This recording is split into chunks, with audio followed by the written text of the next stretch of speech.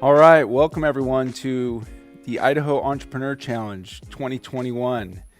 My name is Nick Miller. I am the Executive Director of the Venture College. We host the Idaho Entrepreneur Challenge each year.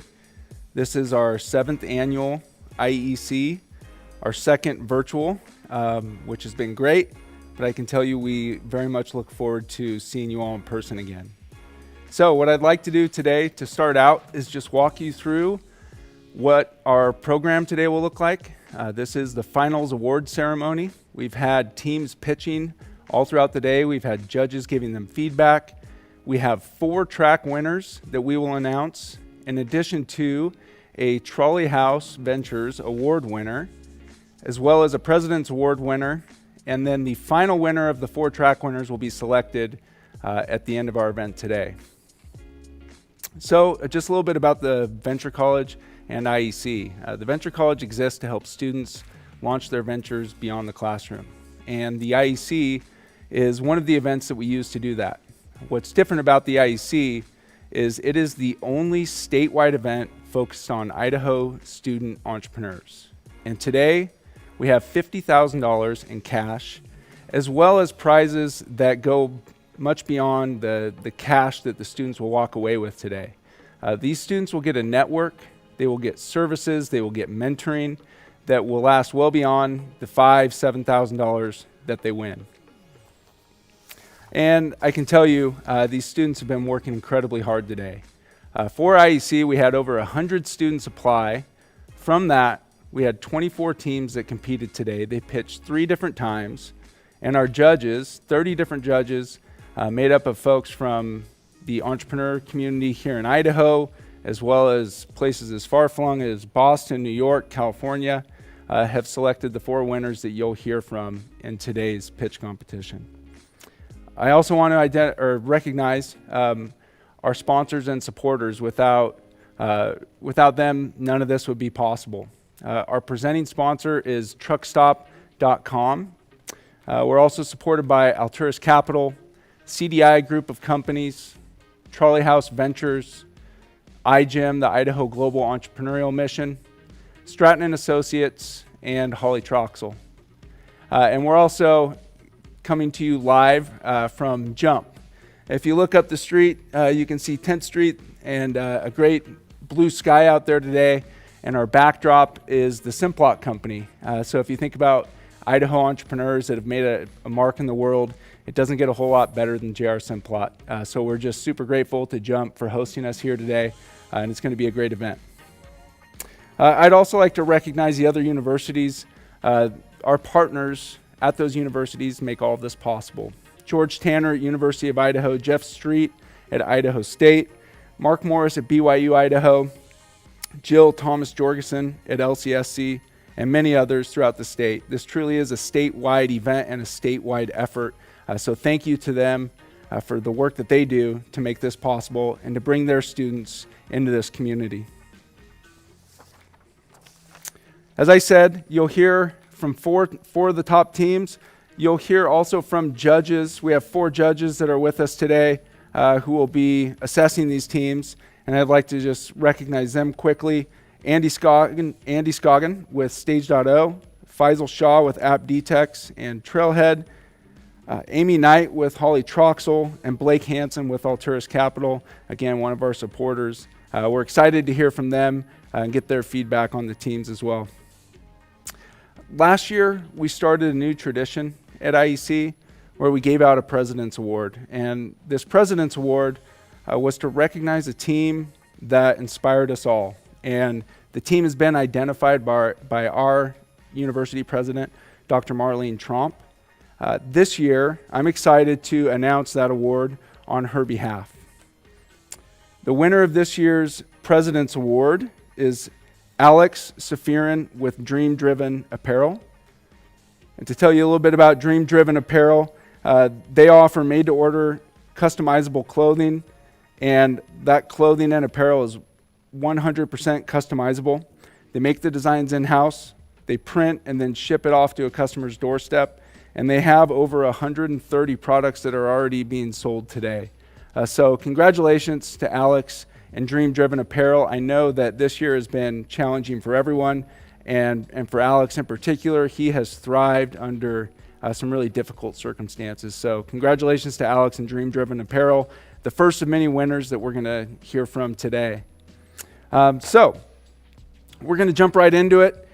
Everyone sit back, relax. You're going to hear from entrepreneurs. You're going to hear from investors. You're going to hear from judges and students. But before we jump into that, we have a brief video from our president, Marlene Trump.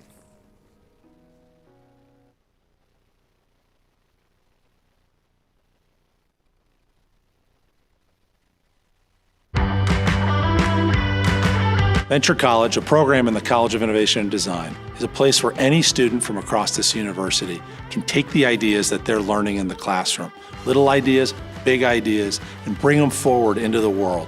My name is Hannah-Lori Hine, and I am the state historian with the Idaho State Historical Society, and my graduate degree was from Boise State University. So I'm the CEO and founder of Free to Feed. So Free to Feed has now patented the technology to allow mothers to test their breast milk for the presence of allergens. Hi everyone, my name is Megan Lacey, and I'm one of the co-founders of Lumini and Chief Design Officer. So at Lumini, we build portable wall-penetrating radar devices to help first responders and soldiers identify people and threats through walls. The highlight of my time at Boise State, I think, was really my engagement and work with the Venture College. And the Venture College really made me take a step back and think about what is the value that I can bring to others, and what is the value that history can bring to the broader world. I was working on my master's in computer science at the time, and I happened to step on this really fancy leaflet. That was literally how I found out about the Venture College. That was kind of the start of all the entrepreneurial journey for me. So we pitched Lumini at the Idaho Entrepreneur Challenge in March 2018, but we really had to learn how to articulate a wall-penetrating radar in a short amount of time. We got 4 minutes at Idaho Entrepreneur Challenge. We thought that wasn't a lot of time, but we got 2 minutes for our demo day pitch at Y Combinator. I'm a scientist through and through, so being an entrepreneur was terrifying for me, and it was something new. Did I end up starting my business? I did not, but I have zero debt, and I built a great network of people in the Boise community and really Idaho at large through the process. I would definitely recommend the Venture College program. The amount of resources that they have available for you and just the really foundational information that you need is all there. It is definitely a roller coaster. You have to be relentless, like not giving up no matter what. That is how you become successful. Your talents, your gifts, your interests, your experiences are uniquely yours. Take them and go make your mark. The Venture College is a student-centered, faculty-enabled network of resources for every student at Boise State. Come and see us to get started on your idea today. Hi, I'm Marlene Trump, president of Boise State University. Entrepreneurship is vital to the well-being of our state, our city, and our economy, not just because it creates new revenue, but because it creates new ideas, new strategies, new ways of advancing people and communities. Your innovation contributes to the economic and ideational engine of Idaho during these challenging times. At Boise State, we call this blue turf thinking, working outside of the box, transcending boundaries to solve complex problems. I want to recognize your perseverance in being here to compete today. What you're learning as you do this work will make you ready to take on the world. Congratulations on what you've already achieved, and good luck.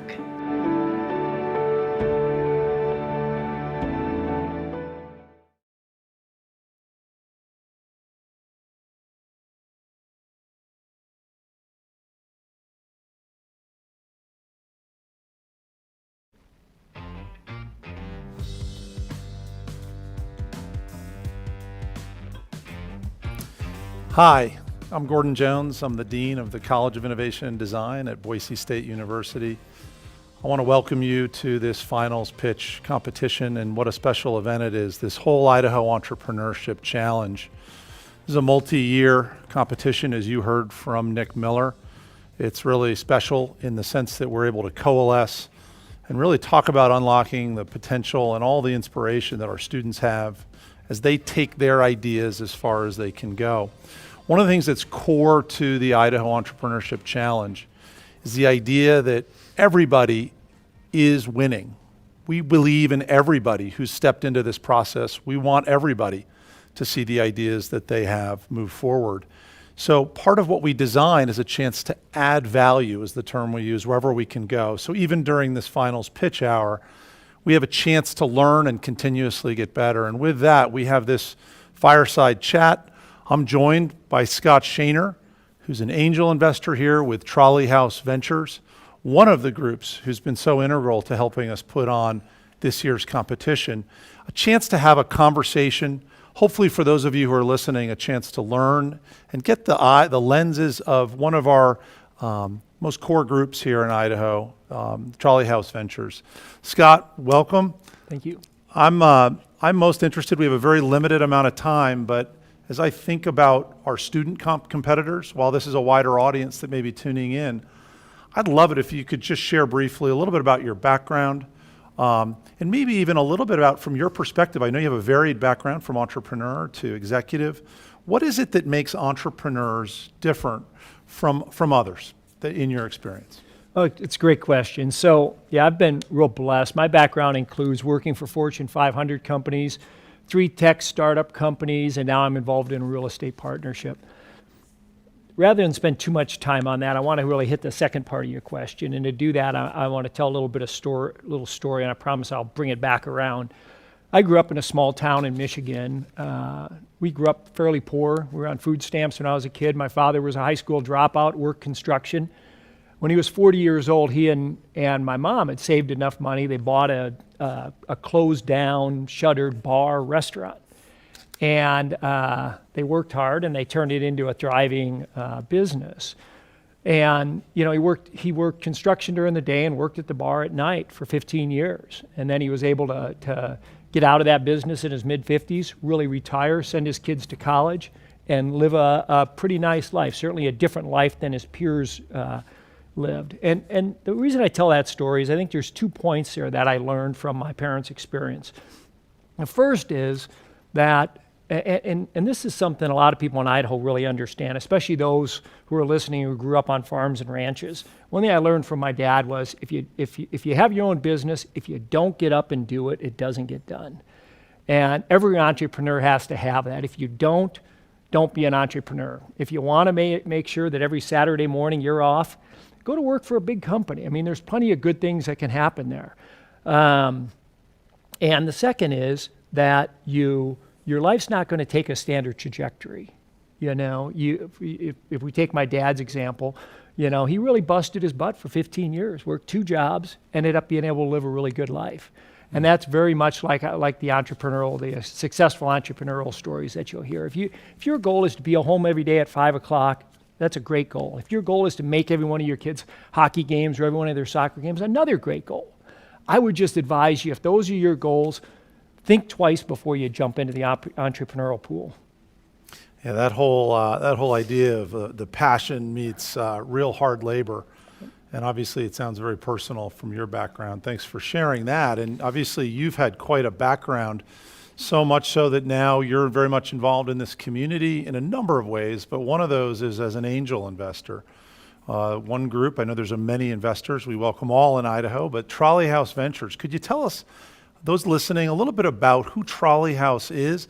What made this group of individuals get interested in the Idaho Entrepreneurship Challenge and want to put your resources and, frankly, willingness to be available to this audience? Yeah, sure. So Trolley House Ventures is a group of successful folks in Boise who really focus. Our mission is to help the entrepreneurial ecosystem in Boise thrive, in the Treasure Valley. I shouldn't say Boise, we go beyond Boise, in the Treasure Valley thrive. And we do that by bringing our time, our talents, and our treasures to that ecosystem. So our time, our networks, making introduction, things like that, our talents. We mentor these companies. You know, I can think of one, for example, that we invested in, and someone on a Trolley House Venture member has actually took over as the CEO of the company. We often take board seats, and of course our treasurer. You know, we invest in these companies. We don't invest in all of them, and sometimes I think we actually add more through our network and through our mentoring than we do through our cash. And I think that's a really important thing that this group can bring. We're really interested in this challenge. I mean, we've all benefited from the growth in Boise and the things that are going on in Boise. We think that a healthy community needs healthy, successful entrepreneurs, and that's what we're going to see here. Of course, we'd love to see the next count, the next T-sheets, the next Cradle Point come out of this. And you know, none of these ideas, none of these 24 ideas that we heard today may end up being successful, but the folks that are involved are learning skills that are going to be critical for a lifetime. I think it's so interesting, this idea that individuals developing their skills, whether even it's a success today, may inform what you do next. And I think as an angel investor group, we know there are other groups both here in the Treasure Valley, but also across Idaho. And the IEC is such a statewide effort with our partner colleges. So much about the university is about learning and investing in our participants. I think about college students by default. Many of them, if not almost all of them, in my experience, are first-time entrepreneurs. You have decades of experience. What advice, as an angel investor, a general business background, but also the other hats you've worn, what advice do you have for these aspiring entrepreneurs or those listening to think about what it takes to succeed in life? And this could go even beyond their ventures, although it could be specific to their venture. What advice would you have for them? Yeah, so I mean, obviously all the normal stuff you heard, you know, being creative and working hard and all those things. But I've thought about that, and I think I'd boil it down to three things. The first is commitment, and that goes to the first point that I brought up earlier. You know, you have to recognize, I mean, if you're going to start a business, you may not make a salary for 3 years. Is your lifestyle set up for that? Is your significant other set up for that? You know, it's going to be very different. Everyone in this challenge is probably going to earn a college degree. They're going to be marketable. They're going to be able to get a job that has 3 weeks of vacation and has a 401k and has a decent salary. Are you willing to give that up? So the first question is commitment. Second piece of advice I'd say is find a mentor or find two mentors. Being a CEO is a lonely place to be. When I was going through a fairly dark time in one of my startups, a local executive here who I knew was a runner, and so we would run together every Wednesday morning. We'd meet over at the downtown Y and we'd run together and we'd have coffee. And it just meant so much. I don't know if he ever really gave me a gold nugget that really helped the business, but just having someone to talk to. As the CEO or the owner of a business, you just can't talk to everyone in the business. My wife gets tired of listening to me talk about it. So being able to do it. So find a mentor, find a good mentor. And then the third, and this is going to sound really basic, but it really isn't, is really work on your communication skills. You know, I was listening to a thing with Warren Buffett the other day, and he took a Dale Carnegie course. You know, look for opportunities to present, whether it be at your school, at your church. Look for, people are deathly afraid of presenting. Get up in front of people. Think about your written skills. Think about your oral skills. No matter what you do in life, work on those communication skills. Those are key. Scott, that's really great. I think about what you just said, commitment, mentorship, and presentation skills. That applies in a lot of arenas. I want to get to the crescendo of this gathering on this sort of the fireside chat, which is on behalf of Trolley House Ventures. You have a prize to announce today, and I'd love it if you would share what that the prize is and who's the winner. Yeah, we're so excited to do this, and thanks for allowing us to be part of it. So we pooled some resources, so we're going to give $7,000 and some significant mentoring to a group that we think is deserving of it. But before I talk about that, I just want to first say that this was really difficult. I just got off an hour and 15 minutes. I finally had to run over here to be here for this discussion about this. And this award frankly isn't going to be given to the best presentation, and it's not going to be given to, I can tell you, because we came to a decision on what group we thought had the most viability of making it long term. For us, it was a little different because we were looking for a group that both we could help, both with that our money could make an impact and our mentoring could, but that also could grow to be a venture-backed kind of business that could grow to be that scale. And so I'd like to announce that from the social environmental impact track, HANU, the founders, Brandon Lively and Cole Altender, congratulations on winning the Trolley House Ventures Award. That's exciting. Congrats. Sounds like a tough decision, and B, with all your qualifications noted, there were a lot of other very compelling teams, but congrats to the winners. Scott, I can't thank you enough. Thank you to Trolley House Ventures as well. What I'd like to do now is conclude the fireside chat. I'd like to now cut over. The College of Innovation and Design is really a place where we're innovating, whether it be on behalf of students with the Idaho Entrepreneurship Challenge or more broadly, higher education. So let's turn to a video to learn a little bit more about CID and Venture College, where entrepreneurs are putting their ideas into action.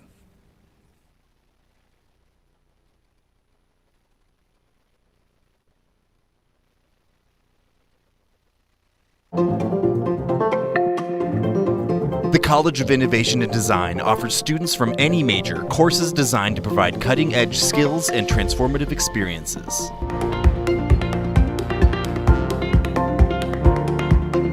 With the vertically integrated projects, students can stay on a faculty-led project for multiple semesters while earning elective credits. One example is working with Dr. Steve Swanson, former astronaut and current Boise State Distinguished Educator in Residence, on a NASA robotics project.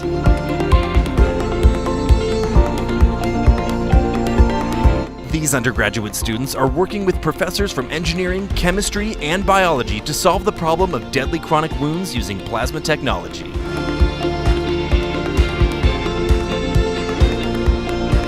The Venture College is a place to develop and execute your entrepreneurial ideas. In the Startup series of courses, you can practice your pitch, explore markets, and form relationships with faculty, community, and industry leaders. Students with an interest in learning business fundamentals and setting the resume apart from the pack can enroll in HBX Core. This 9-credit sequence connects you to Harvard curriculum and faculty, and a global online community, and an optional weekly in-person meeting. Go beyond the major by being selective with your electives. View our full course list on our website and stay updated by following us on Facebook, Instagram, and Twitter.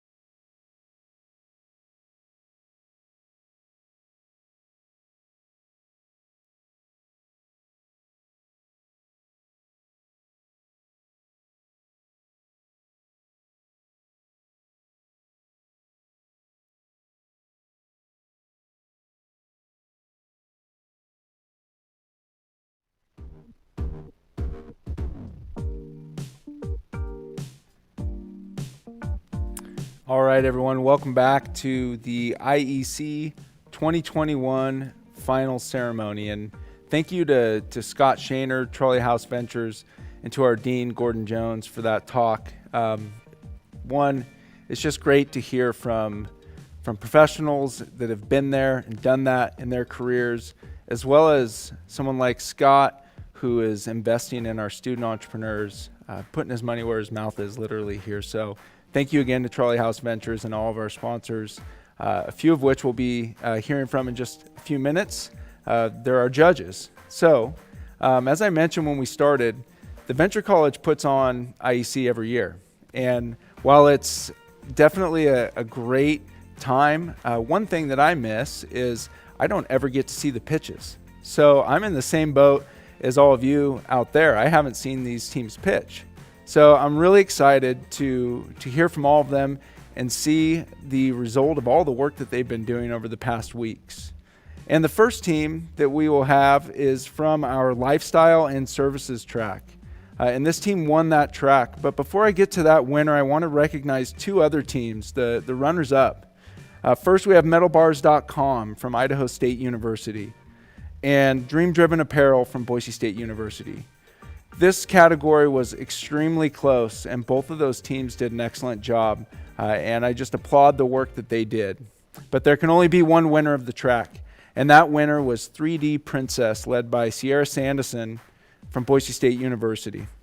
Real quickly, 3D Princess gives its customers the chance to get their hands on something completely unique created from novel 3D print technology.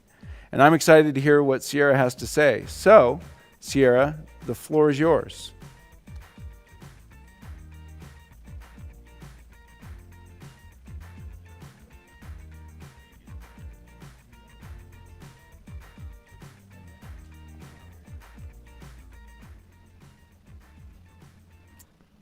The floor will be yours once we get our technology figured out.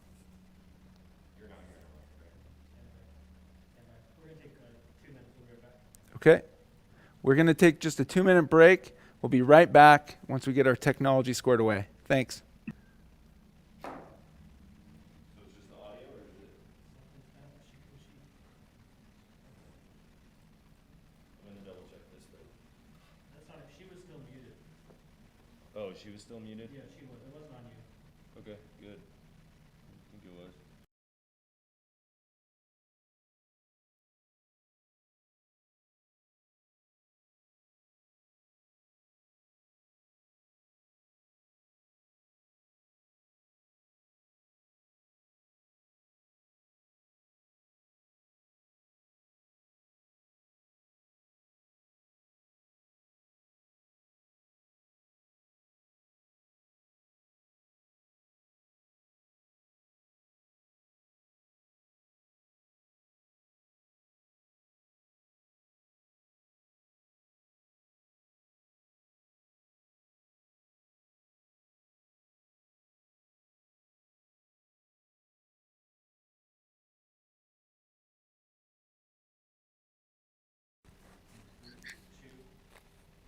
All right, technology has been fixed. We're back live. I am now going to give the floor to Sierra Sanderson with 3D Princess. Sierra, take it away. Hi, my name is Sierra Sanderson. I am a mechanical engineering major at Boise State and the owner of 3D Princess. Before COVID started, I had my dream job. I was working as an engineering intern at a toy development company owned by Caleb Chung. And if you don't know who Caleb is, he is the inventor of the popular 90s toy, the Furby, and the best boss inventor I've ever had. But then the pandemic set in, and I was stuck at home with no more access to the 3D printers I loved so much at work and at school, so I decided to buy my own. Eventually, I started posting my 3D prints on TikTok, and they did really well. That led to me kind of becoming the go-to 3D printer person among my friends and family, and they would ask me to do things like help them prototype a product for their business, or just help them out with some fun little 3D printing idea that they had. And in addition to that, in my TikTok comments, I was starting to get a lot of requests for me to set up a website where people could buy the things that I was printing. So I did. I started 3D Princess. And in the process of setting up my website and getting my sales tax license and all that fun stuff, I posted this silly little TikTok of a wiggly slug toy, and it totally went viral. As you can see, it has almost 200,000 likes. And for context, when I first posted it, I had 5,000 followers on TikTok, and I now have over 75,000. Let's look at some more numbers. So the first thing I want to show you is this comment on that video has almost 10,000 likes on it. And that does not even include the literally hundreds of other comments begging me to sell the slugs. So I did. I printed 100 slugs and launched my website on a Saturday morning. And I sold out in less than 45 minutes. I had a revenue that morning of over $2,000. Throughout the rest of the day, I had almost 9,000 people visit my site. And when they realized that I was out of stock, they started signing up for my email list so that they could get a notification when I had more slugs. And I now have over 2,000 people on that list. A slug actually cost me less than $2 to make in materials, but it takes 6 to 12 hours each to print, depending on the size. So I retail them for $16 to $28, based mostly on the time it takes to print them. Surprisingly, though, the $28 slug was the first one I sold out of that Saturday, and the most popular one requested in the comments when people ask me when I will be restocking. So what's next for 3D Princess? I need more printers. I currently have 2, and I ordered 5 more with the revenue I made, in addition to some of my personal savings. But if I made the max amount of award money I could win tonight, which I think is $8,000 total, I could purchase 10 more 3D printers and way more than double my current production. I also have a lot more products in mind. I'm definitely going to ride this slug brand out because I've had a lot of fun with it and it's going really well. But once that dies down, I would love to transition to more custom things. As you can see, this is a 3D printed photo of my niece, her 6-week ultrasound, and she is due in August. So that was something really cool I made for my sister and something that is really highly requested in my TikTok comments.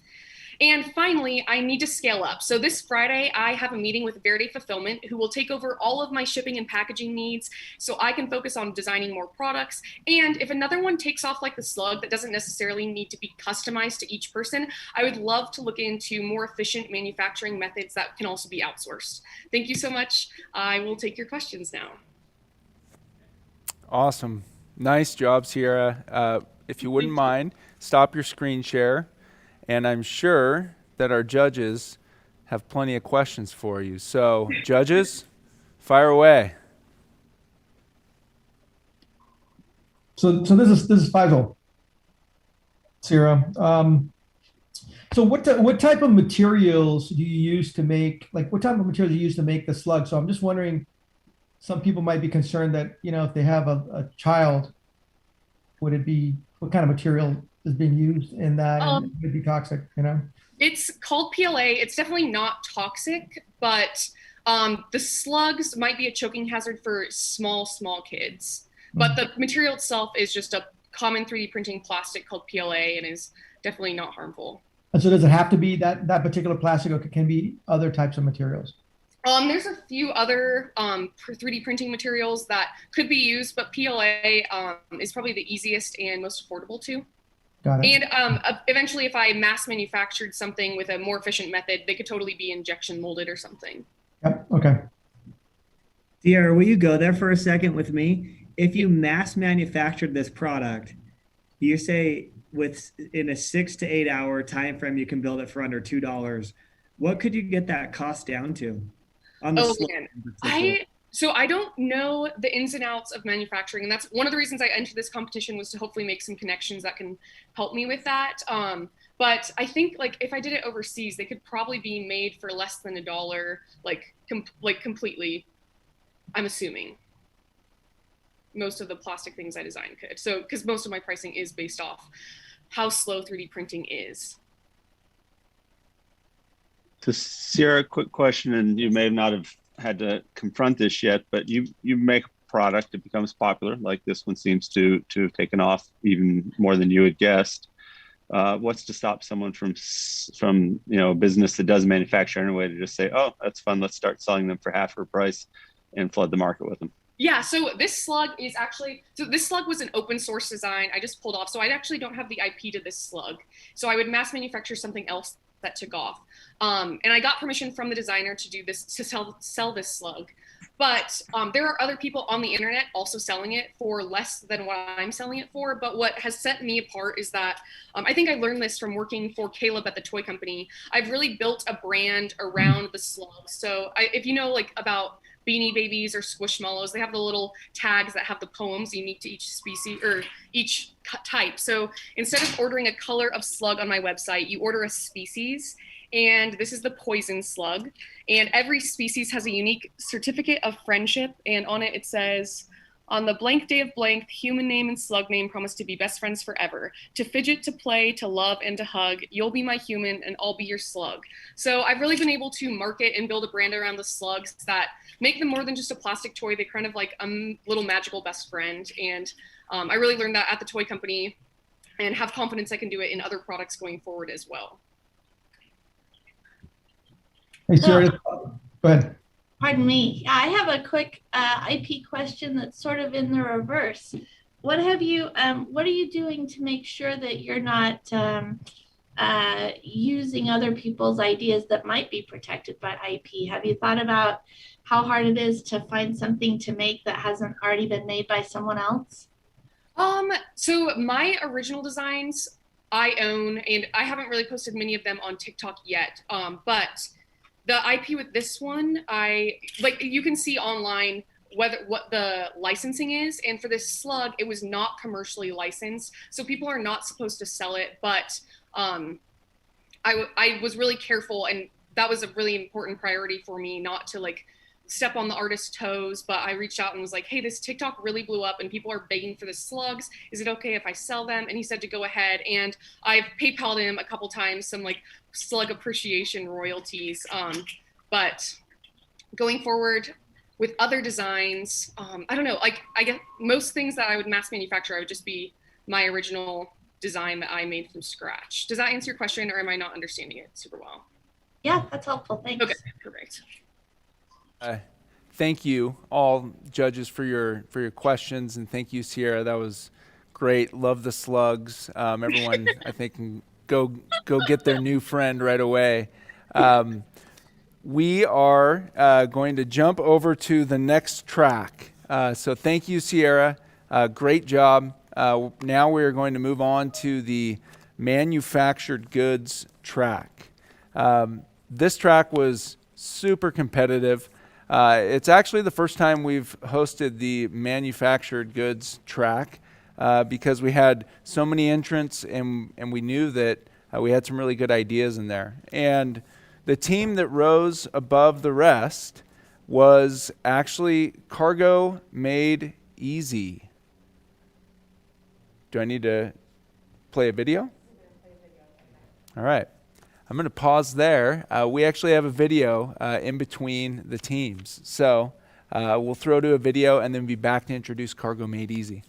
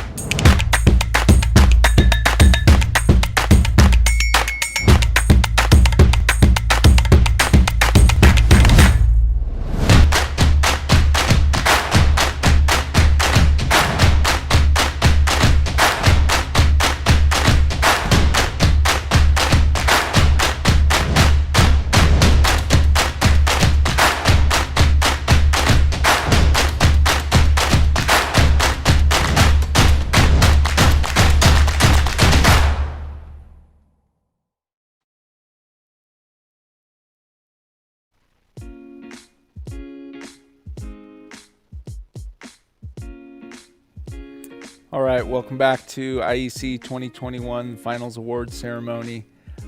We are back and ready to hear from our manufactured goods track winner. As I was saying earlier, this is the first time we've had a track featuring manufactured goods, and we had some really strong teams. And I want to recognize the runners-up on this track, Sawtooth Supplement Science from Boise State, and House from University of Idaho, Boise campus actually. But the winner of the manufactured goods track was Cargo Made Easy from BYU, Idaho. And we have Adam Stock here with us. And Cargo Made Easy designs and builds motorized tie-down strap systems for professionals with flatbed and small trucks by using high torque motors and Kevlar straps. So, Adam, the floor is yours. Take it away. All righty. Thank you for that introduction. So I said, my name is Adam Stock. I'm the founder of Cargo Made Easy, and I'm a student at BYU, Idaho. About 5 years ago, I began building my company. After working for Big Tree Landscaping in Arizona, I observed that employees in the morning would secure their equipment with a tie-down strap. They'd leave to work, but when they returned from the job site, many times the cargo was no longer secured. Either the strap would go missing or it wouldn't be secured due to the negligence of an employee. Those sort of things can cause a company fines from $500 to $5,000 on the low end. In the United States alone, there are up to 200,000 accidents caused a year and up to 500 deaths from failing to secure a load. One study found that in vehicle accidents, up to 40% of them are work-related, and OSHA even reported that a company could expect to pay up to $17,000 for a work-related accident and up to $75,000 if an injury occurred. So on the market to date, there are tie-down straps, ropes, bungee cords, and chains. But the problem with all of these is they can be annoying to use. They can either be tangled, they begin to fray, stretch, and even rust. Cargo Made Easy has solved that issue with our motorized tie-down straps that are integrated into the truck beds. To better display what we do, I prepared a video for you guys. Please enjoy.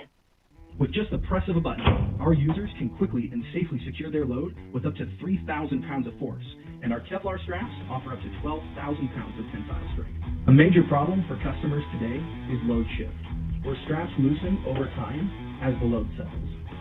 We are solving this problem by placing loads under constant pressure to prevent load shift, and allowing users to loosen and tighten their loads even behind the wheel. So as said, we are the first motorized tie-down strap system on the market. With our high torque motors, you can secure heavy and large loads even tighter than other products on the market.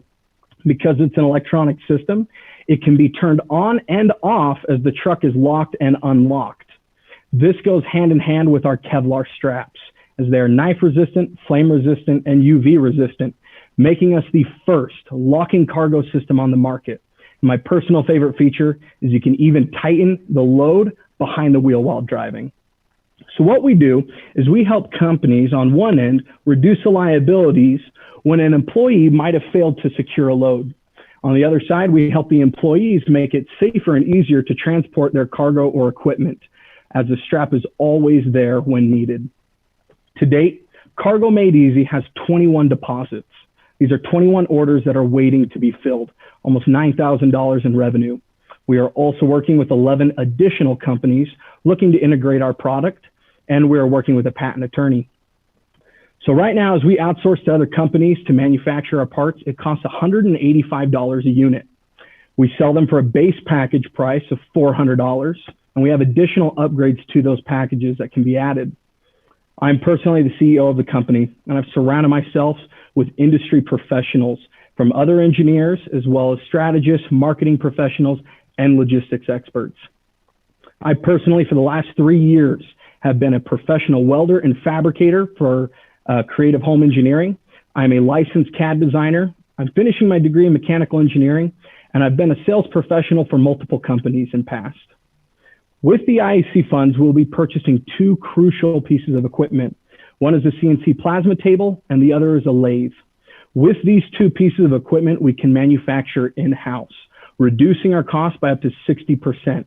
That's bringing it from $185 a unit down to just $75. So the margins are going to be great there, and I appreciate your time. And please consider Cargo Made Easy. Thank you very much. All right. Thank you, Adam. Great job. I think Cargo Made Easy has a bright future. And I'd ask you to stop your screen share. And now we are going to throw it to the judges. So judges, jump in. Let Adam know what you think. Adam, I'll go first. Andy Scoggin here. Do you get any kind of pushback on that $400 per unit cost? And I'll double up that question real quick with another. And the reason I ask is I know what straps cost because I use them on a lot of loads, and I think yours is far and away better than anything that I buy today. But that is quite a price. So if you were to get your manufacturing down from 185 to 75, which is more than a 50% reduction in your cost, would that impact your pricing, or would you try and maintain that 400 because nobody seems to be pushing back on it? So that's a great question. I was actually very surprised. I initially entered the marketplace at a $300 price range. As I went to different companies, the biggest thing that surprised me was every single time I told an employer what it cost, they were surprised I was selling it for so low. It was because of other mentors and other logistics experts that encouraged me to raise that price, to make it to what the value is. Some say that the price is an issue in the absence of value. And I really think that we bring that value to a company. Does that answer your question? I would like to bring that price down a little bit as I'm able to manufacture in-house. Is that good? Awesome. Great question. Any others? Adam, I have a quick question. Yeah. What's the electronics on this? Just explain a little bit more. I didn't get a good sense of the product. Yeah, sure thing. So what we do is there's different relays. The main relay is an a winch relay as they're referred. All it does is it has a 12-volt power system in, and it can be controlled by a lower voltage. So we can use wireless remotes, an app through the phone. I'd love to add later on. But right now, the main feature is just simple buttons that can be controlled in the back of the bed and inside the cab. Once pressed, it throws the relay to positive to allow it to turn one way. And then if you want it to reverse, it throws it positive and negative. Very simple, but very effective electronic system. Great question, Blake. Thank you. Others? Yeah, Adam, this is Faisal. What's your go-to market strategy in terms of? I know you've got 9 deposits right now. 21. 21. How do you plan on getting beyond that? Beyond the 21? Great question. So working with my team, Chris Miles is a new member of my team. He's the founder and creator of Smart Garage with the Jeep toppers. Using him, helping me get into different markets. He has great connections with dealerships as well as insurance companies. And Jimmy Anderson, who's also a marketing expert, reaching out into other companies to be able to retail in smaller stores, and reaching out to other professionals such as landscaping, roofing, and contracting, which right now are my main targets, as they're the ones I'm finding are the biggest need for. Does that answer your question enough? Yep. Awesome. Thank you. Great questions. I have a quick question. Yeah. Is this the sort of thing that you would be selling both the product and installation of the product, or is this something that the purchaser installs themselves? Great question. So we can do both. I've made this so simple that a teenager could install it. All you need is a drill and a few wrenches to be able to tighten it down. But we also do offer for others that are local around that we could install them. But any local handyman or mechanic could easily install these. We're also with Jimmy Anderson, who's over helping me with marketing and video production. We'll be making a series of installation videos on YouTube. When sold, they can see how to integrate it to which truck or trailer type is needed. Yeah. You mentioned IP, I think, briefly in your presentation, but where are you in that in terms of locking this down and making sure there's no infringements with anybody else's patents, et cetera? Chris Mile is my mentor, working with a patent right now. He was really able to help me see the needs and the value of a patent. So we're working on a provisional patent right now, hoping to have it finally submitted by the end of the month to where we can really start advertising. Those 21 deposits that I've gotten were found in the last month and a half. I've kept this very quiet because I didn't want to send that out super large. As I've now ready to take this thing to market, have begun to advertising it. So it's picked up very quick in just a month alone. And you're sure that there's not, someone else that can challenge it who's got a system like it out there? Yes, I have worked with others before, making sure of that. Okay. All right. Good. Thank you. Thank you, judges. Thank you. And thank you, Adam. Great job. We look forward to watching Cargo Made Easy as it continues to grow. So now we're going to jump to a video, and then we will be back with the social and environmental impact track winner.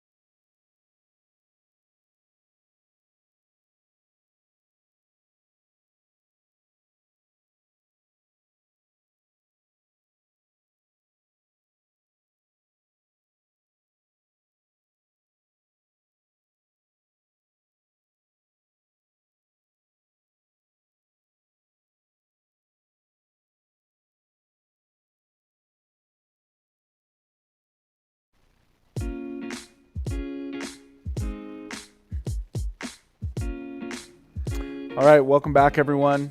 We are now going to hear from the track winner for the social and environmental impact track.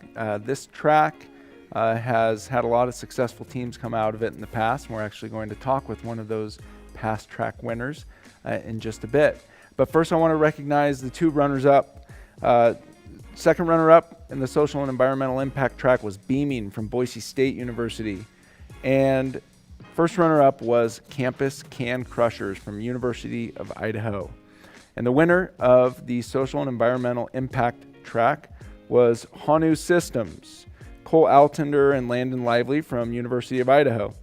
Honu offers an affordable and robust patented unit that circulates enough water to eliminate harmful algae, bad odors, and insect breeding from stagnant ponds. Cole and Landon, the floor is yours. Take it away. Hello, we are Honu Systems from the University of Idaho, competing in the social and environmental impact category.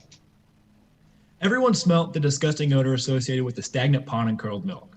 Personally, I came from a small town that was forced to endure the negative side effects of a retention pond runoff from a paper mill. Not only was the entire town left smelling rotten, but the entire aquatic ecosystem had been destroyed too. I'm Cole Alteneater, and my partner Landon Lively and I have the simple solution to the seemingly unsolvable problem. The Honu system works with the 1 horsepower motor that's connected to an impeller to create water circulation. The system weighs 150 pounds and is 6 feet in diameter. It can operate in as little as 2 feet of water and as much as 60 feet. Within this range, the Honu system can transform up to an acre of disgusting water to a beautiful pond in 48 hours.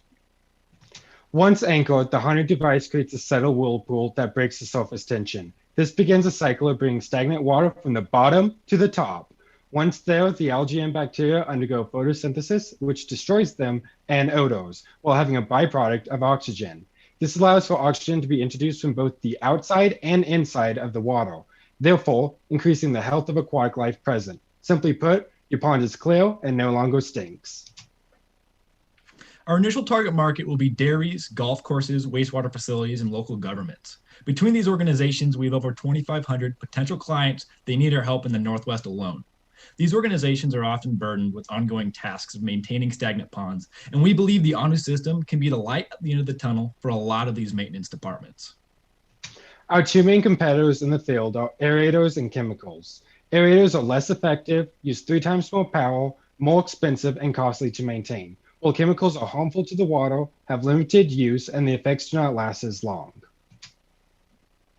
Upon going to market, we intend to expand our customer discovery through demonstrations and trade shows like the Pandemonium Expo this summer. We also aim to update our website for easier navigation of popular search terms. We have one confirmed partnership with Enviroorganic Technologies that will begin later this year. They will use us as a manufacturer in their microbiology efforts by adding the ONU device as a packaged arrangement. Once established in our initial market, we intend to extend our customer outreach to the rest of the US and Canada.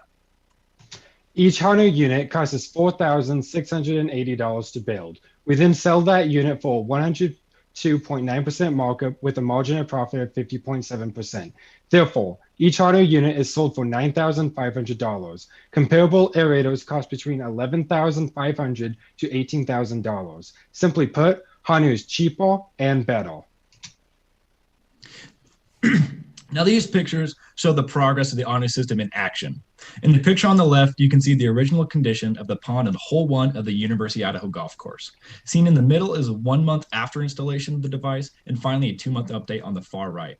As you can see, the ONU system completely transformed the appearance of the overall health of the pond's ecosystem. Other operating systems can be found in Deary, Arco, and St. Mary's, Idaho, as well as Howell, Utah. We also have a unit that is planned to clean up the disgusting Horniman Pond in Moscow, Idaho in the summer of 2022. The HANU team plans to use the $7,500 to finance new improvements and travel costs associated with trade shows and demonstrations with our contacts across the United States. Hello, my name is Landon Lively, and I handle the operations and planning of the HANU device. And my name's Cole Alteneater. I handle all the marketing. We are also in close contact with the business consultant, George Tanner. If you have any questions, you can reach us at thehanusolution@gmail.com. HANU, moving water is healthier water. Thank you for your time. All right, nice job, HANU. If you would stop your screen share, we can jump into the judges' questions. Yeah, so this is Faisal. So thanks for the presentation. Have you done a market analysis? Have you actually gone out, talked to some of these, dairies and golf courses and whatnot, and seen whether or not they would actually pay that $10,000? And then maybe you could tell me what you think that interest is. I mean, maybe 50% of them are like, yeah, we will definitely do it, or it's less. So with my contacts in the PGA and other private golf courses in the California area, I talked with a few of them, and they are currently using an aerator system. And as we currently mentioned, an aerator is less effective, so it can only go down to about 3 feet to 5 feet in depth, and those are the 11,500 units upwards to 18,000. On top of that, when those actually do break down, you have to take them fully out and replace the pumps in them. Also, on the side of electricity, the HANU device only pulls 0.28 to 0.32 amps, while any other aerator on the market pulls anywhere from 2 above. So it will also save the money on the energy side as well. So to answer your question, there has been a large interest in our product, and we're currently playing demonstrations to take the HANU device to show them how it operates in California. How do you power that unit? In other words, is someone, if they've got a dairy farm, and do they have to run power all the way out and then do an underwater, specialized ducting work, or how do you power it? So right now, the Harney device operates off of a 120 volt to 240 volt power cable that can be hidden underneath the water using weights. That said, one of the improvements that we want to add to the Harney device is the ability for it to be ran off of solar panels.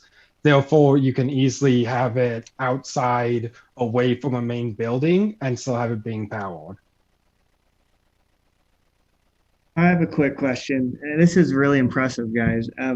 What is the proprietary technology? Was this developed by you guys? Did you buy it from somewhere?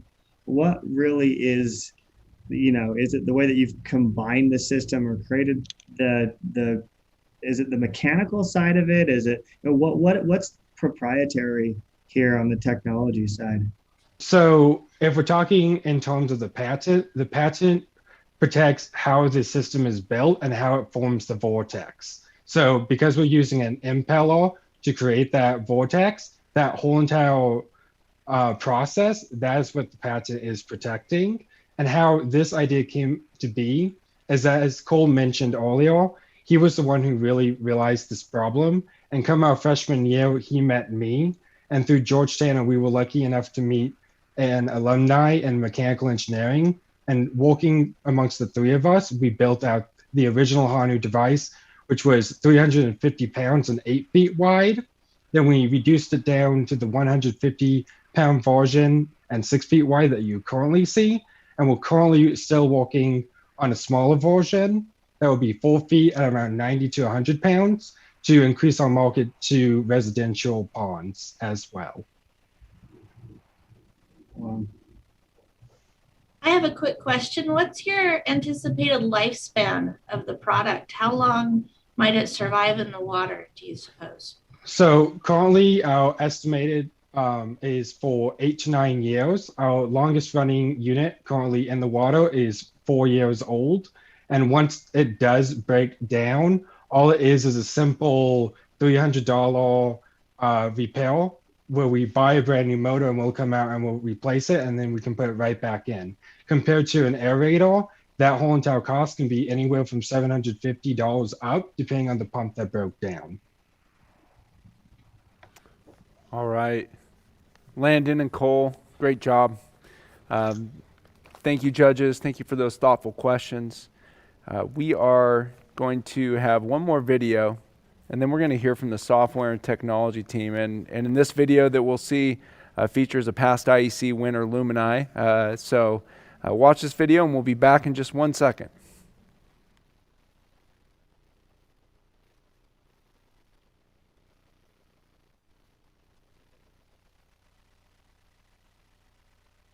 Venture College, a program in the College of Innovation and Design, is a place where any student from across this university can take the ideas that they're learning in the classroom, little ideas, big ideas, and bring them forward into the world. Lumini builds portable wall-penetrating radar devices to help first responders and soldiers identify people and threats through the walls. I found Venture College originally as a graduate student at Boise State. I was looking for programs where I could get involved in business, but had no background in business. I think a lot of times that students get really caught up in their major. I did this as an undergrad as well. You just think you're so busy, you don't have time to do things outside of your degree. But I think it's really important because you learn a lot in school, but you don't necessarily get the opportunity to actually build something that's your own. And that's something I think the Venture College is really helpful with, is actually giving you that space to build your own thing. The Venture College is a student-centered, faculty-enabled network of resources for every student at Boise State. Come and see us to get started on your idea today.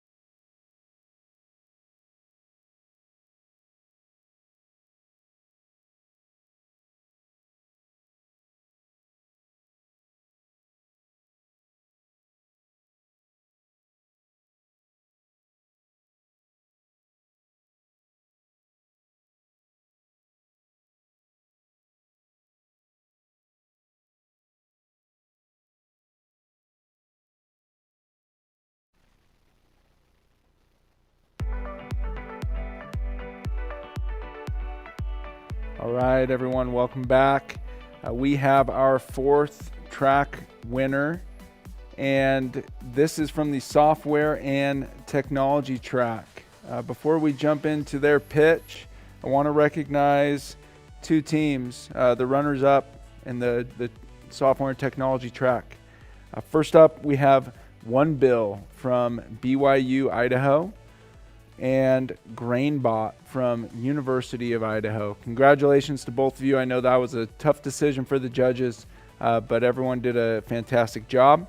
And the winner of the software and technology track is Schoolhouse Simulations from University of Idaho. And that team is Sydney Hartford, Riley Merrithew, Amy Huck, and Daniel Robinson.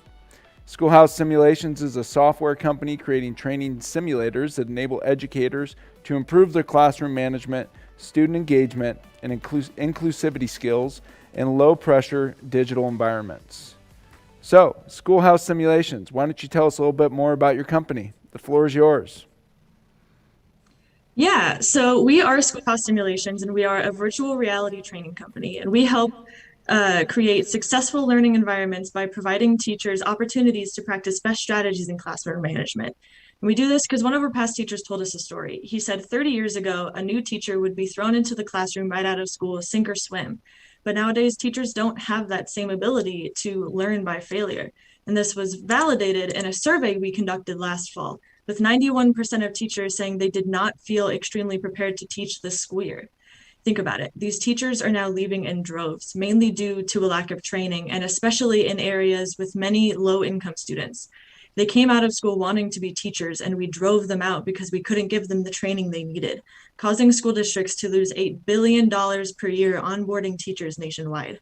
We know just how important education is, and so we knew we needed to help.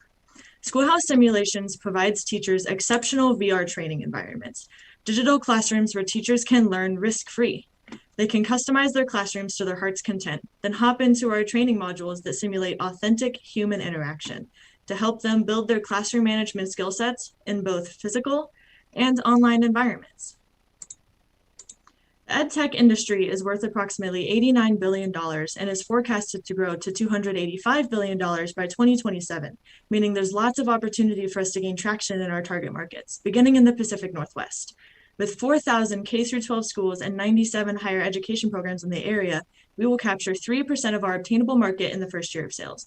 Once we have a solid foothold here, we will expand across the United States and Canada. And in that first year of sales, we expect to make revenue of $500,000 with profits of up to $165,000. So as you can see, once we get that initial foothold, we're going nowhere but up. To take advantage of that, we are using wedge entry strategies and guerrilla tactics to enter the market in the Pacific Northwest. We'll use our personal networks and contacts we gain through surveys, webinars, and teaching conferences to spread the word about our products, then pivot to expansion once our initial customer base is built. We do have some competition in this market space, but they do not accomplish as much as we do to help teachers. Not a single competitor has made their products available on multiple platforms like we have, making them less accessible to schools who may not have the necessary equipment. And research shows that classroom layout greatly affects learning environments, and Schoolhouse Simulations is the only company enabling teachers to test and revisit the effects of different classroom layouts without having the hassle of moving all of that furniture. This year, we have exceeded expectations for our simulator development. We've been focused on upgrading our student models, user interface, and interaction systems in preparation for our first round of alpha testing. This direct feedback we receive from teachers will ensure that we are addressing the problems that are on the forefront of their minds. In addition, we plan to make our modules multilingual, beginning with Spanish. Then, along with some tweaks to make sure they're culturally appropriate, we will expand to an international market. Finally, after we've captured the education market, we will have the capacity to expand to other industries such as business and healthcare. And with IEC's help in funding this project, we can accelerate all of this development, putting these tools in the hands of millions of teachers. With our interdisciplinary team of business, design, and psychology students, and our diverse team of international mentors, Schoolhouse Simulations is prepared to step out and show the world what we can do. We are passionate about helping educators create successful learning environments by providing them with these experiential simulations.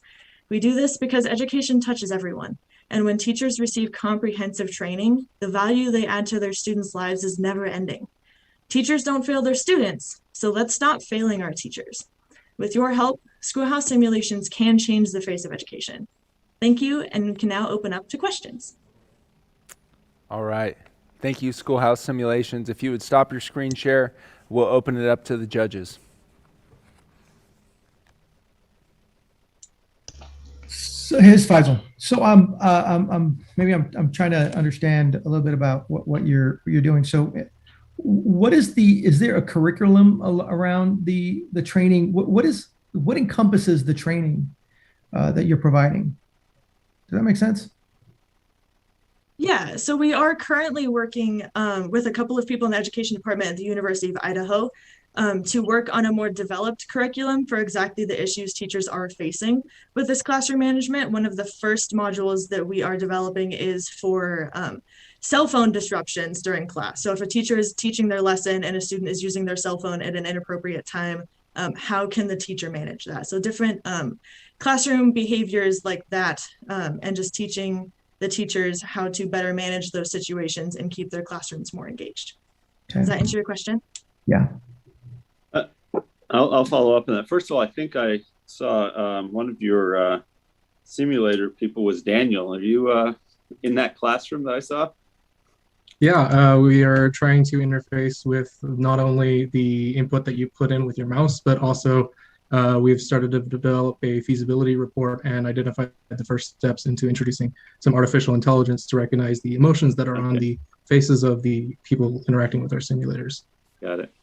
Yeah, I thought I saw you in that classroom. So Faisal had asked what you can do, and I would follow, what you talk about potential-wise is pretty interesting, very interesting, but your presentation didn't really tell me other than how to move. The chairs I saw, they moved, and I saw one interaction with the student. But as it, if I'm a teacher, does it help me to create a lesson plan and then walk through it with students sitting in chairs that interrupt or aren't prepared, and then allows me to interact with that unprepared student, or that, or go back and re-teach a concept that somebody doesn't know? I'm making things up out of my head, which are probably not helpful, but I don't know what you do, I guess, is my problem with trying to understand how to rate you. So essentially each module we develop will have a specific kind of topic or idea, like the cell phone disruption. Overall, the entirety of each module is to help create engagement skills, so that teacher knows how to engage with students in different conflict environments, and to create different inclusivity tactics. So they know how to include that student that isn't responding or paying attention in class to get them involved in the lecture. That engagement factor is one of the key pillars of our development, trying to help those teachers develop those kind of skills without having to be physically in the classroom. Got it. So those types of modules are something that we have talked about and have in the plans, but the cell phone module that we're starting with, since we're just going to be entering our alpha testing phase, we want to make sure that we can be successful with this one module, and when we can be proven that these modules and this type of training can be helpful, we plan on expanding to other types of modules like the things that you talked about. Thanks. Did that answer your question more so? Yes, thanks.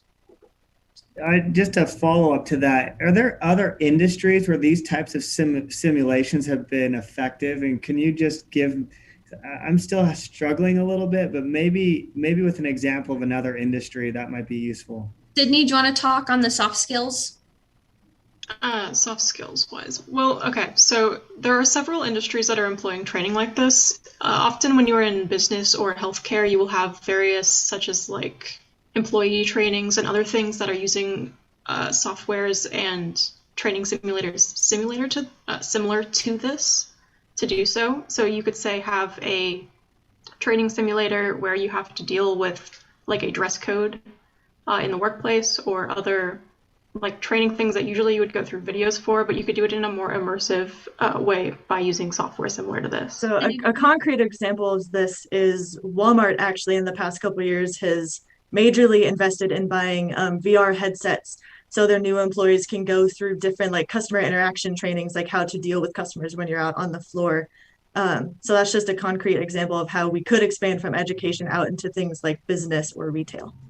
Yeah, and on the research side of things, affective skills, which are basically like people skills and understanding emotions in other people, are found to be considerably more effectively taught in virtual reality than in standard training methods.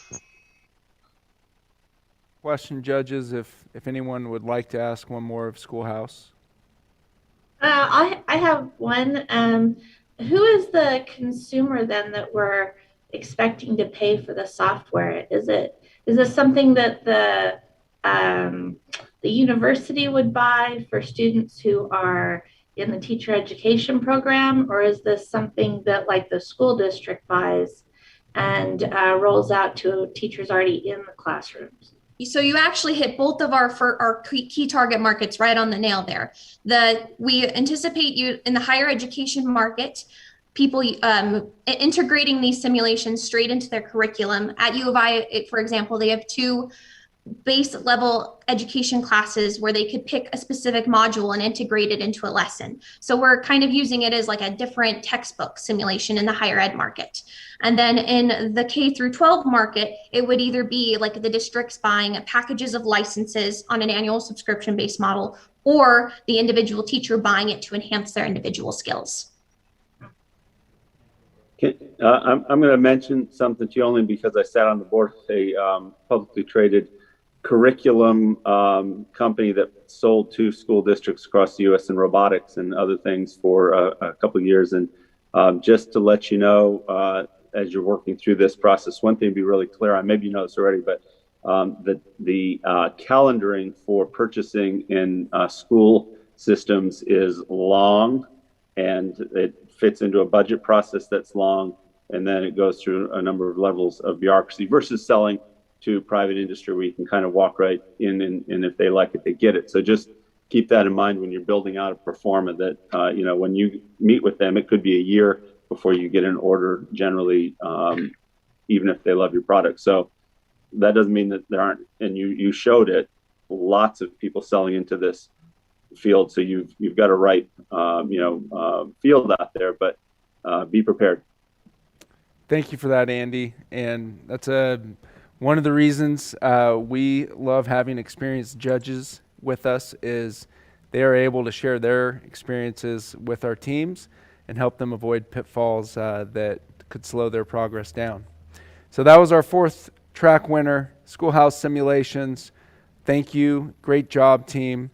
Now the judges are going to take a break and deliberate. They'll step into another Zoom room with Ryan Basso and take a few minutes, and they will come back and tell us the winner. We're going to take a quick break, have a video, and when we come back, we're going to have Peyton McGriff from Style Her Empowered join us, a past IEC winner. So I'll see you in just 1 minute.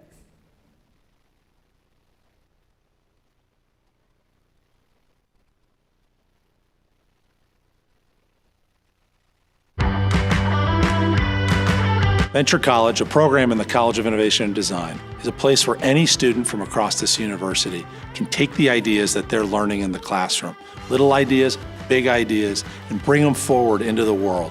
My name is Hannah-Lori Hine, and I am the state historian with the Idaho State Historical Society, and my graduate degree was from Boise State University. So I'm the CEO and founder of Free to Feed. So Free to Feed has now patented the technology to allow mothers to test their breast milk for the presence of allergens.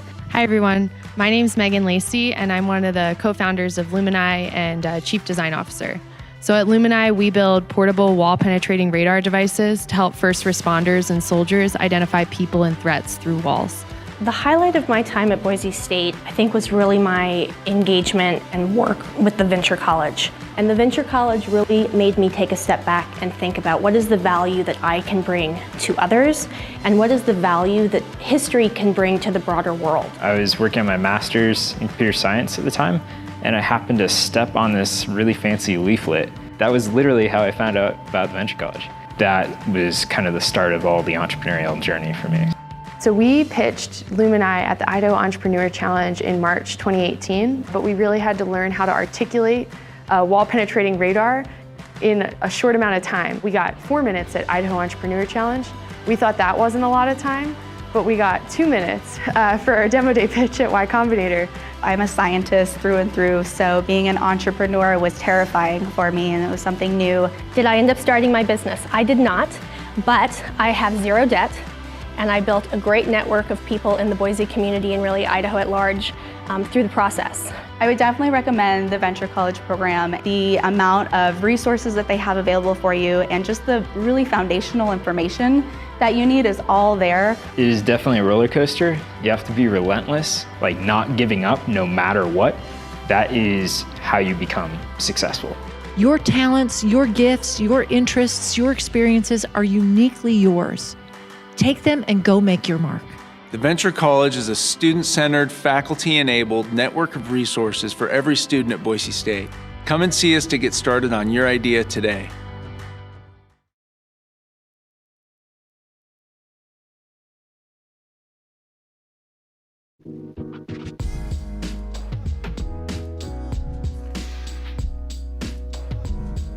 All right, everyone, welcome back to IEC 2021. We just heard from all 4 of the track winners for this year, and I am really pleased to welcome Peyton McGriff with Style Her Empowered.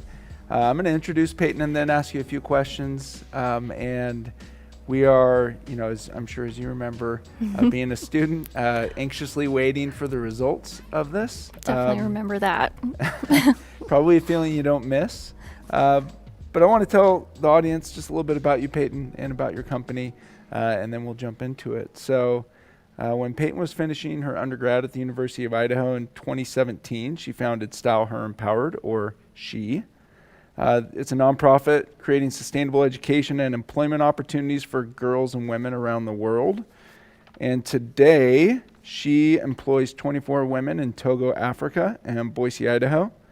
Peyton's a NASDAQ milestone maker, Idaho Women of the Year awardee just last year, past Idaho Entrepreneur Challenge winner, and co-creator of the SHE uniform. And until every girl and woman can flourish, she persists.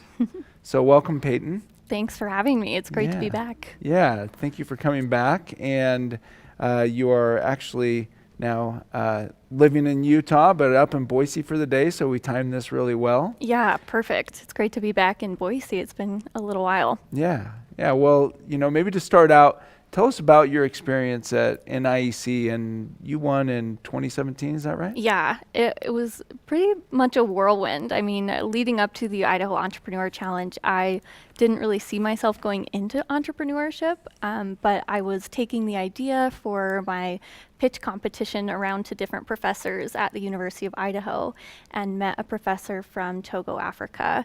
And our business is focused on helping girls go to school in areas where there are so many barriers for girls.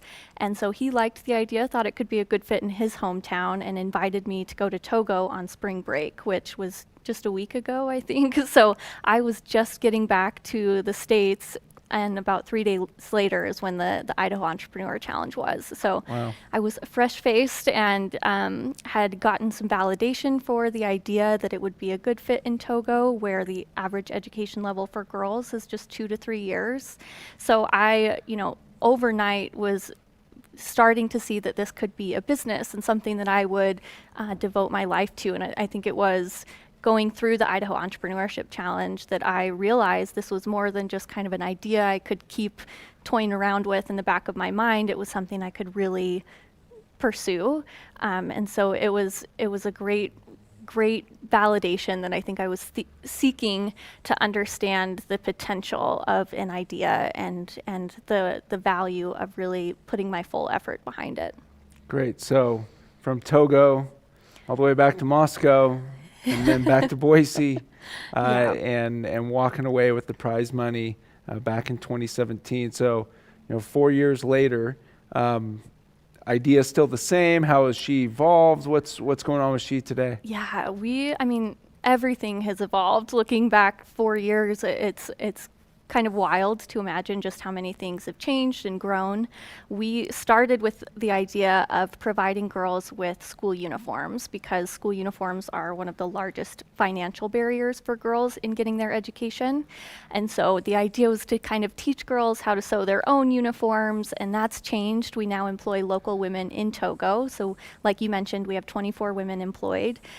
Most of them are seamstresses from low income, low education backgrounds. And so we've really expanded our scope to not only include girls' education, but now include women's employment and sustainability. So we saw another problem right as we were providing new uniforms for girls. They were outgrowing them just months into the school year. So not only could they not afford replacements for those uniforms, we realized that was rapidly increasing the rate of consumption for school uniforms. So we wanted to try to set out to design a better solution, and that's what you mentioned earlier, our She uniform. And it grows 6 sizes up to a foot in length, and now that's kind of a metaphor for a lot of the other programs that we've developed to grow with our girls and develop pathways and options for girls and women to determine their own futures. Gotcha. So the She uniform grows as they do. Yes. And Shoe that grows, inspired by that, connected to that? I think so. I remember years ago, my dad was like sending me a video of the shoe that grows. And so I like had that concept in the back of my mind, but I didn't realize they're also an Idaho company until, you know, a while later we actually partner with them now, and their founder sits on our board. So it all came back together, but yeah, just full kind circle. of, yeah, back in the, you know, never know when that inspiration will kind of spark again. Yeah. Well, what has, you know, I think last year we tried to do this, and you were actually planning to be in Africa at the same time that we were going to have this IEC 2020. What has the pandemic done to your business? How have you changed? What new product lines? And I know of one, but yeah. Tell us a little bit about your pandemic A lot response. has changed. I actually wasn't able to travel to Togo because it was right during this time. And schools were closing down. There are still schools around the world that are not open, and our kids don't have any access to distance learning. So really, if you're out of the classroom, you're not getting your education. And we're expecting about 11 million girls to not return to school after the pandemic's over. So we're still very much in the midst of adjusting to a lot of the changes that the pandemic has brought on. But we were in a fortunate position to be able to pivot a lot of our operations right at the beginning of the pandemic. We employ seamstresses, so we stopped making our school uniforms and quickly started making face masks. We've made, I think, over 12,000 face masks since the start of the pandemic. And now we are back to making our products. Our girls are fortunately back in school. And we set a large goal knowing that the barriers were just increasing daily for our students. So we actually grew our girls' education program by 500%, welcomed 1,000 new girls into our program this fall. So we now serve 1,200 girls on an annual basis in rural Togo, and we expanded out into more remote areas where the needs are just amplified for students. So it's been a really fortunate year. We're so grateful to have such a good community that really stepped up to back us when we went big. But it's still kind of an unfolding narrative for sure. Right. The one product line that I was thinking of, you made masks for City of Good, correct? We did, yes. Yeah, that's a great organization in town, and that kind of leads me into the theme of social impact, which obviously has been critical to She, and we've heard from social impact winners, some other folks, the Honu Systems team who won this track today, and they've had a very good day between their track winning and the Trolley House Ventures Award. But tell us, what led you to create a social impact company. Tell us about the community, maybe here in Boise, that you've connected with that's related to social impact. Yeah, I think we live in such a really unique ecosystem for social businesses. I think there are so many awesome CEOs and companies in the Treasure Valley who are leading the charge in social impact. One of our great partners is Salt, and they're just the epitome of a really well-run social impact company. And that's, I mean, we are a nonprofit, but we kind of model after the social enterprise model because there have been challenges with nonprofit and international development. The sustainability of those efforts are always kind of in flux. Yeah. And so it's important to us that we earn revenue as well. And that's what we do through our manufacturing and job creation. And so I think being in the social enterprise space lends itself to flexibility, but it is so important with so many needs and so many customers really pushing companies to be involved and really transparent about their social impact. I think we're at a really exciting time for business to rebuild a lot of what we've done better. So right. I think it's important, it's inspiring, and it's so great how accessible the social impact community is here in Boise. So how can people support Style Her Empowered? What can they do? Where can they go to learn more or give or help out? Our website is styleherempowered.org. We're also on Instagram, Facebook, and yeah, you can always give through our website or upcoming Idaho Gives fundraisers. So support is just an amazing way for us to create more jobs and get more girls in school. Well, as we mentioned, you won IEC, and it sounds like it was part of the journey that you took to be here today. But looking back and thinking about, the 24 teams that went through this competition today, everyone walks away with an experience and value. Some of them, won cash. For all of them, though, what advice would you give them at this stage of their business, of their lives, to help them move forward?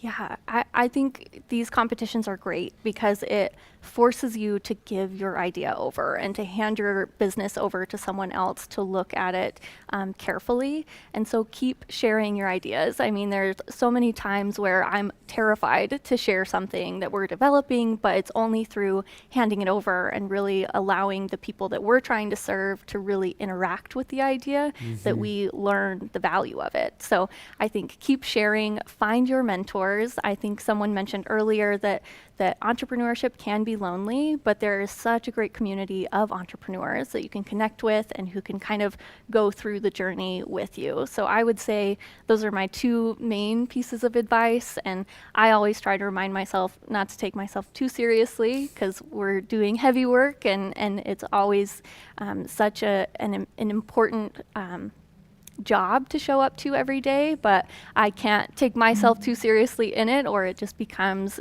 overwhelming. So I think that's always a good reminder for me. Good advice all around, Peyton. And we just appreciate you making time to come back to share your experience. Part of our goal is to help individuals and companies go out and do incredible work. In Idaho, you're doing that work across the world.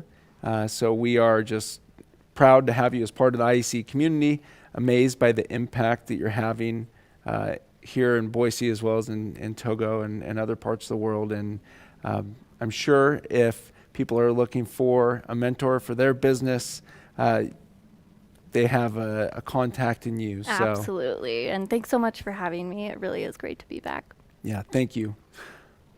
All right, everyone.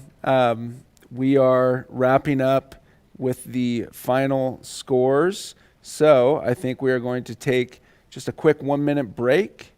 And then when we come back, we will reveal the winner of the finals pitch-off today.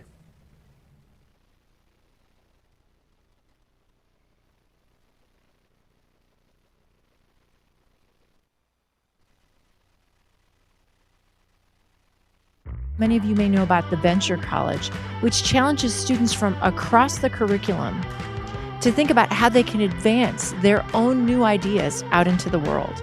As a graduate student in the humanities, I recognized that my field was really, in the future going to be struggling with providing enough opportunities for students to come out and be in academia. So I kind of already had my eyes set on how can I be engaged in the business world. I feel like going through the Venture College gave me the opportunity to acquire some really unique skills and abilities. Did I end up starting my business? I did not, but I have zero debt. And I built a great network of people in the Boise community and really Idaho at large through the process. And so I think what I learned through Venture College is a way to really make history relevant to people outside of the field. The Venture College is a student-centered, faculty-enabled network of resources for every student at Boise State. Come and see us to get started on your idea today.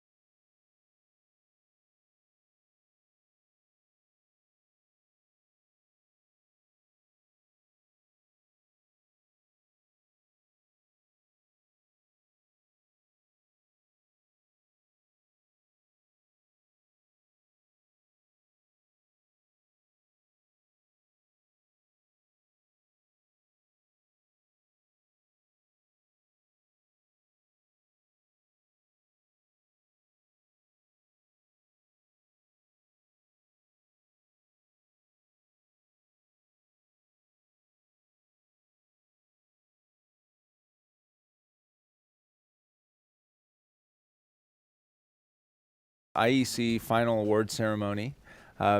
First, I'd like to thank our judges, Andy Scoggin, Amy Knight, Blake Hansen, and Faisal Shah. Thank you so much for taking the time to join us, to give feedback to our students, and just share your thoughts about where they can go next.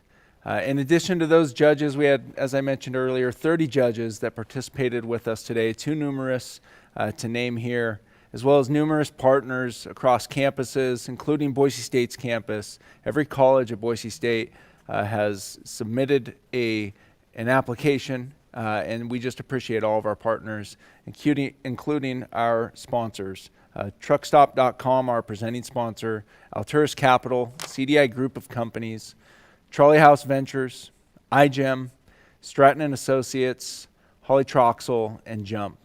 Thank you to you all. Without you, this event would not happen. So we appreciate you a great deal.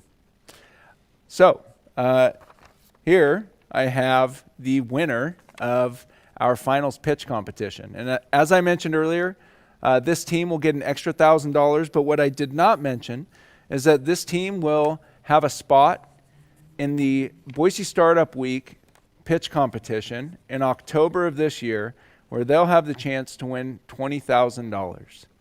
And that's a huge difference. And it's not only the money, but it's the network, it's the community, it's getting tied into Boise and Idaho's larger entrepreneurial ecosystem. So it is my pleasure to share that the winner of today's finals pitch competition is Cargo Made Easy. Adam from BYU, Idaho, congratulations. And we even have a big check here. Adam won his track of $7,000, and with an extra $1,000 gets $8,000. Not bad for a day's work today, Adam. So, Adam, how do you feel? Ooh, I feel kind of like a cow running through a field of tall grass. I'm utterly tickled. My wife told me not to say that. I just had to. You should have listened to her, Adam, but here we are. Congratulations. Great job today.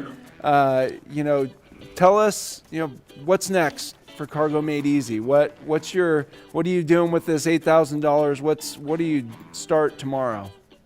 Well, tonight I got to press send on my Amazon shopping cart. Everything's ready to go to start buying the Molex crimpers, the electronics, the soldering setup, and then working with Travis Humble, one of my engineering partners, to actually go out and purchase this equipment. My wife and I are moving down to Arizona in the next few weeks to actually, for the next 7 months, solely devote full time to getting this thing off the ground. So we are very excited. And thank you so much for everyone here that's been able to participate, and this has been great. Thank you. You bet. And we're just so happy that you're able to join us. I will tell you, we're expecting you to come back to Idaho and build that company here once you finish up in Arizona. But seriously, great job.